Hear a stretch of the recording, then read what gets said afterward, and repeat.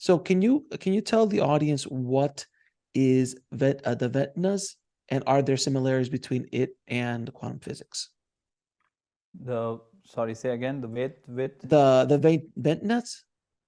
Vedanta. Vedanta. Thank you very much. I apologize. The word Vedanta has few meanings. The first meaning is that it's at the end of the Vedas, right? Mm-hmm. So it refers to the collection of writings which is attached to the end of the Vedas. The Vedas being the oldest surviving scriptures of our world today, which are the most voluminous book of the yogic tradition, right? Mm-hmm. So Riga, Yajur, Atharva, and the Sama Veda. And so Vedanta is the end part of the Vedas. The other meaning of Vedanta is it's made up of two words, Veda and Anta, meaning the wholeness of knowledge, the end of knowledge, the ultimate knowledge. And so Vedanta is referring to the nature of self, the knowledge of self. For the self is at the center of all knowing. It is the self who knows. But if the knower is not known, all knowledge is held in ignorance. So after speaking about the nature of reality and all in its expressions in the relative, in all the distinct roles that we play and how to optimize our life, then the whole teaching comes down to, but hey, do you know who you are?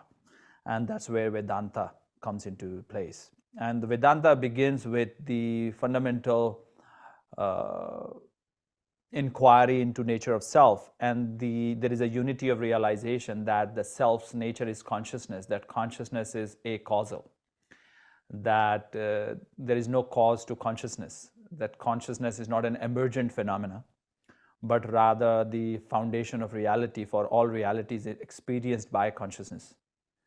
And so it's a deep exploration of self, and which gives rise to, which is very, and talking about multiple dimensions of reality, that ultimately reality is what is perceived within a certain bandwidth of consciousness. Like a butterfly lives in a butterfly universe, and a elephant lives in an elephant universe, right? So the reality conforms, an elephant's reality conforms to the elephant's perception. The bat's reality conforms to the bat's perception. The ant, which has, from a physical structure level, the biggest, brain to the body, right? When we watch ants, I mean, I'm fascinated by ants, Oh, yeah. right? Oh, They're yeah. always busy, and they seem to be up to something, but they seem so alien to us, right? Like, but you realize that they're up to something. There is a whole meaning to their existence, beginning, middle, and end. And their journey has a purpose. So they're always on their way somewhere. Right. And so the ant lives in a very ant-specific universe. So we find the reality conforms to the perceiver. So from the Vedanta, which now quantum physics is talking about, the most popular of the quantum physics now coming to the string theory, which is talking about multiple dimensions. And so the universe, from the Vedanta perspective, there are multiple dimensions of reality, each conforming to a particular state of consciousness.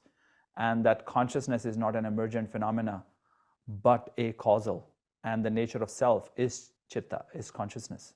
So everything is within consciousness, which gives to the observer effect, right? As is the observer, so is the observed.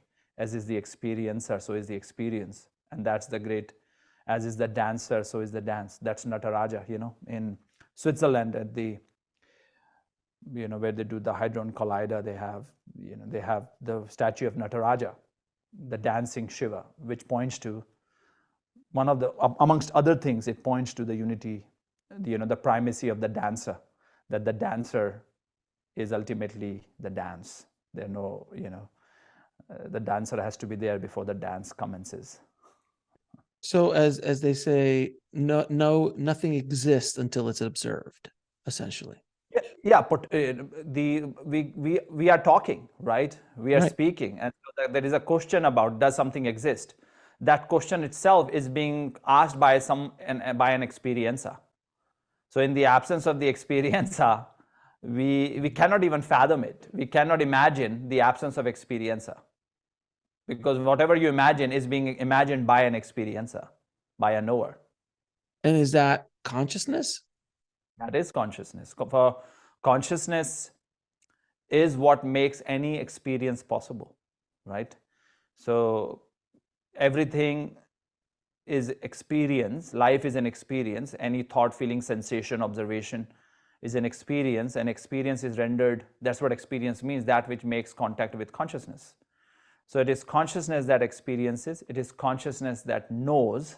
So the knower is consciousness, the knowing is consciousness, and ultimately that which is known is also held in consciousness. So the knower, known, and the process of knowing allow consciousness. So in Bhagavad Gita, it's called the Kshetra, meaning the field, Kshetra Raja, the knower, and Kshetragya, the process of knowing. It's all an expression of consciousness. And so the nature of pure being is called Sat Chit Ananda, Chitta being pure consciousness. To watch the full video, click on the link below. And don't forget to subscribe.